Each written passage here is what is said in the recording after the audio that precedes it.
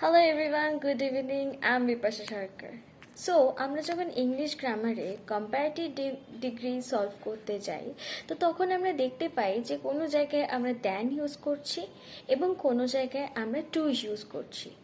এবার স্টুডেন্টসরা খুব বেশি পরিমাণে কনফিউজড হয়ে যায় যে কোথায় তাদের দ্যান বসানো উচিত, কোথায় তাদের টু বসানো উচিত। চলো আমরা কিছু এক্সাম্পলসের মাধ্যমে জায়গাটা শিখে যাই। If I say, my brother is intelligent than me, this is right. But if I say, my brother is senior than me, this is wrong. তাহলে কেন? এবার আমরা সেই ফ্যাক্টটা শিখব।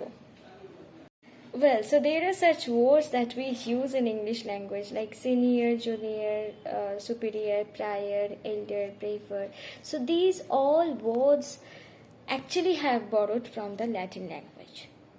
সো এই ওয়ার্ডসগুলো দিয়ে যখন আমরা কোনো কম্প্যারিজন দেখব, তখন সেই জায়গায় আমরা অলওয়েজ টু ইউজ করব।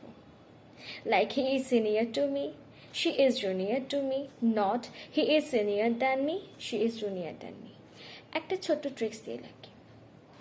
এই যে ওয়ার্ডসগুলো ভালো করে লক্ষ্য করো, like senior, junior, superior, prior, anterior, inferior, এই সমস্ত ওয়ার্ডসগুলো দেখো, প্রত্যেক কটা ওয়ার্ডস আই ও আর দিয়ে শেষ হচ্ছে।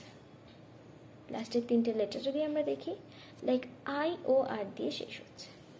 সো কম্প্যারিজনের ক্ষেত্রে যদি আমরা এমন কোনো ওয়ার্ড দেখি যেটা আই ও আর দিয়ে শেষ হচ্ছে মোস্ট অফ দ্য টাইম, তারপরে আমরা টু বসাতে পারি। This is a simple trick, এগুলো মনে রাখার জন্য। বাট ইয়েস, এক্সেপশনাল আছে, লাইক প্রেফার, এল্ডার, এই ধরনের ওয়ার্ডসগুলো দেখো আই ও আর দিয়ে শেষ হচ্ছে না, তাহলেও কিন্তু এগুলোর পরে টু বসবে। সেক্ষেত্রে আমাদের কী করতে হবে, জায়গাগুলোকে খুব ভালো করে দেখে, ভালো করে বুঝে, প্র্যাকটিস করে জায়গাগুলোকে আমাদের পোক্ত করে তুলতে হবে। I hope you all like my videos, and if you want to join my class, please contact me as soon as possible. Thank you.